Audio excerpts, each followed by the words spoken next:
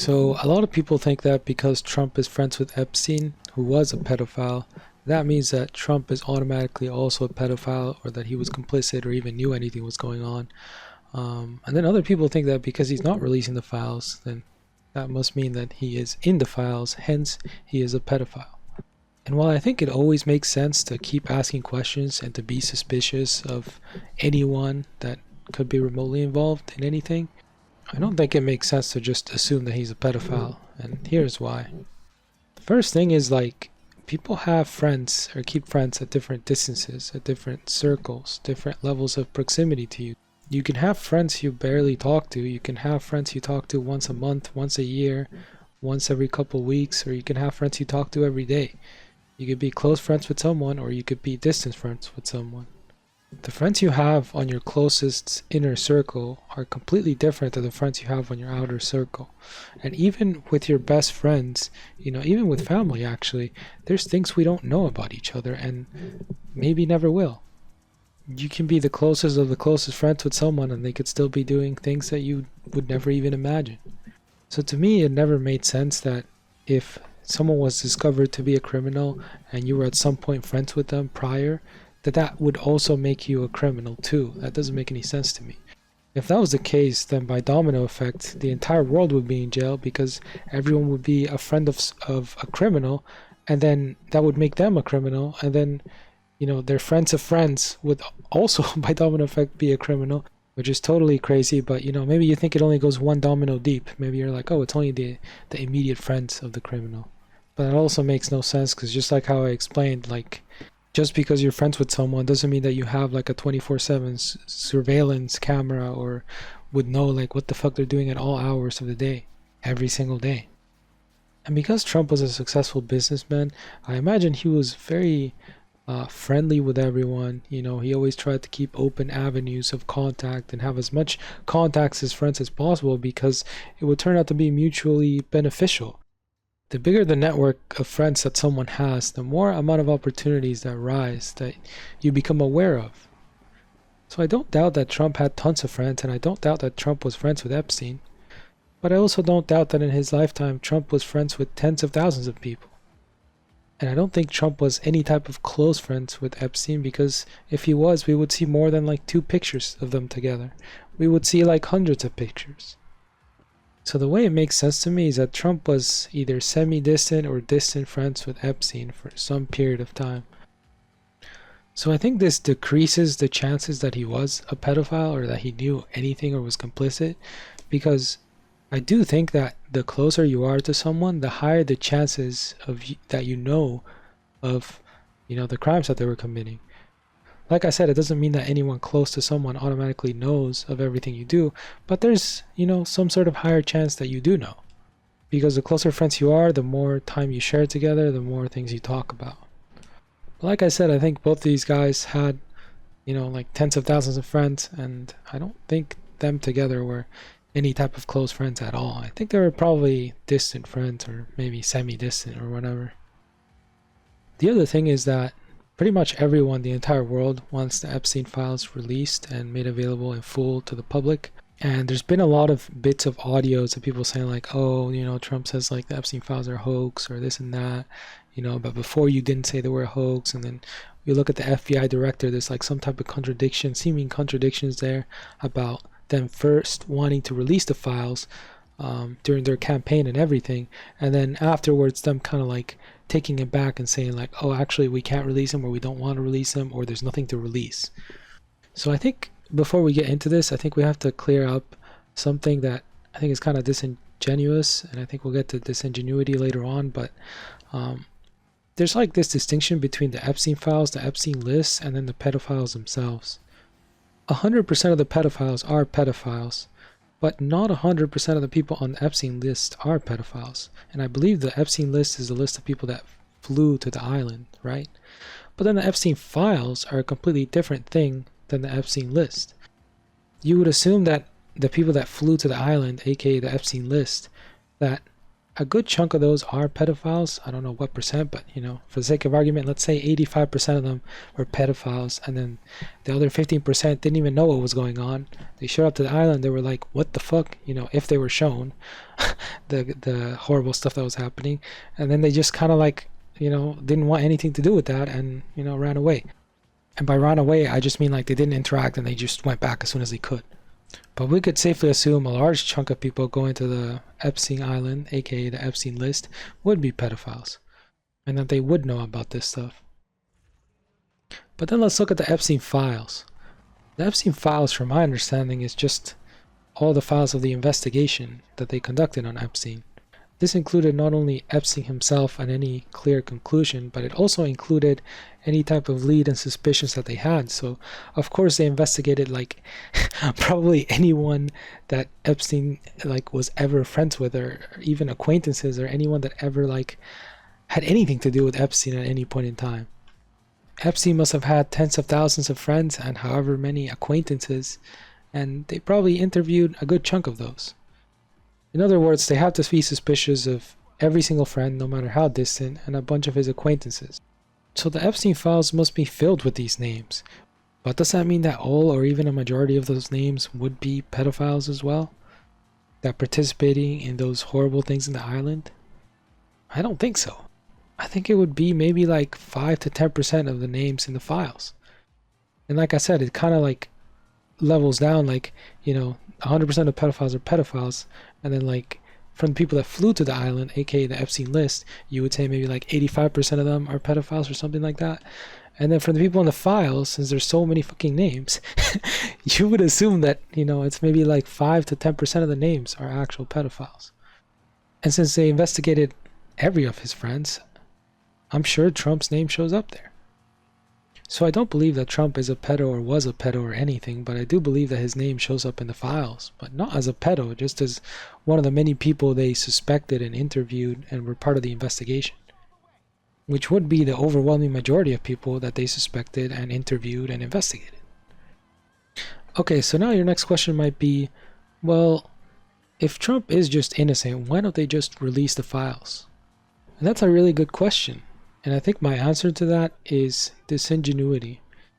I think during the 2024 campaign, before the Trump administration had access to the Epstein files, they thought that it would be a very conclusive no, no, Trump is just innocent, he's not guilty of anything. But they probably found that the Trump section of it was not decisively conclusive.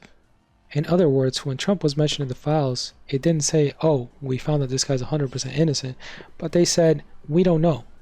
We suspect, but we don't know. We have no clue. And the administration probably feels like they left them like that on purpose. They didn't want a clear suspicion of Trump, so they just left them as, hey, this guy's suspicious, we don't know. So I think that's why they were so confident in the 2024 campaign that they were going to release the files, but then when they got access to them, they're claiming like, hey, this is a hoax, there's not really this and that. It's probably because they say, I don't like the way this is written. Not because it says Trump is guilty, but because it says, hey, I can't clear Trump, I'm suspicious. And they think that that was done in bad faith. And this naturally leads into disingenuity. I mean, look at Charlie Kirk, who was just assassinated in cold blood, and they call him Adolf Hitler, when the guy just had lukewarm opinions that the average conservative has, and that's shared by about half the country. Yet they slander his name, they take him out of context, they call him a racist and everything. I mean, the racist thing, like, the guy was just against DEI, which is what like everyone in the conservative party is against. They're all against DEI. Does that make everyone who's against DEI racist? Of course not. We actually think it's the opposite. We actually think DEI is the racist thing, because it measures people by their race instead of their merits. We don't want race to be a factor in whether you get hired or not at all. We just want it to be based on your merits and your, how qualified you are. We want people to be looked as raceless and just, hey, what are your qualifications? But anyways, to not get too deep, look at how bad they slandered Charlie and even Trump. I mean, they slandered Trump on the daily for the past 10 years or so. I mean, just today he had like a 45-minute speech in the United Nations conference where all the leaders of the world united, And I saw people on the timeline like taking like it was so impressive actually because they find like the needle in the haystack, you know. It was a beautiful speech. He barely had anything that was like remotely incoherent, you know, or you could even remotely clip. They were probably combined like 1 minute of total footage within those 55 footage that you could possibly even like twist in any type of way. Because the rest of the speech was just like well put together. Yet they find these like 15-second segments and they say, oh my God, Trump is an embarrassment. Look at what he said.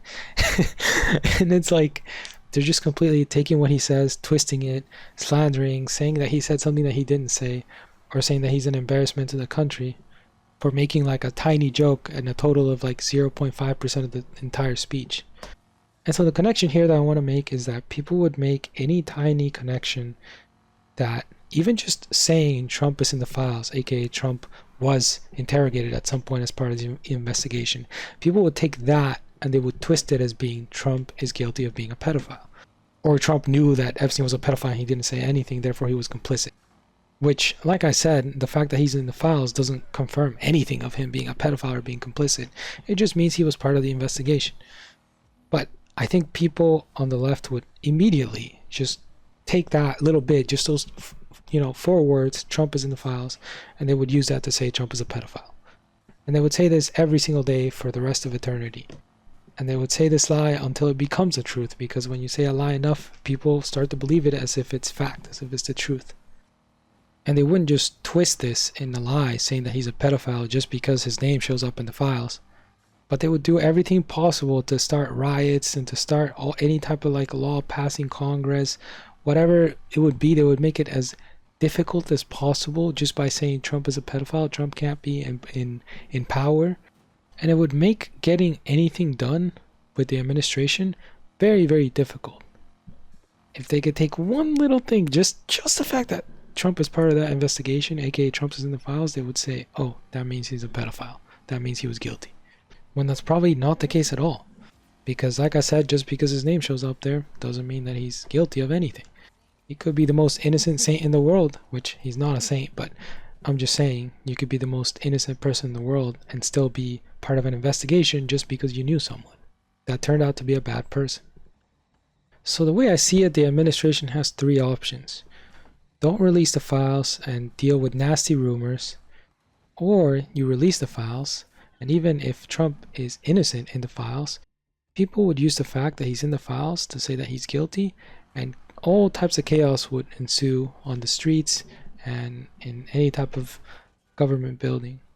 They would do everything possible to make the administration not be able to work as a functioning government. Like, imagine if they say that the parts that have Trump in the files are too inconclusive, so they must continue the investigation and Trump can't be president while the investigation is ongoing. Imagine if they say that.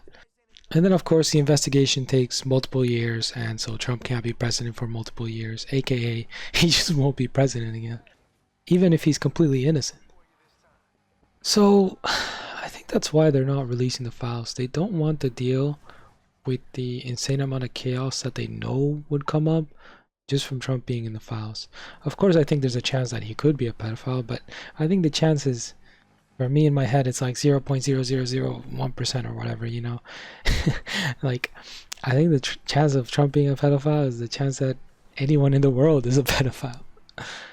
I just think he happened to know, one of his tens of thousands of friends just happened to be a criminal. I'm sure he's known more people that also turned out to be criminals.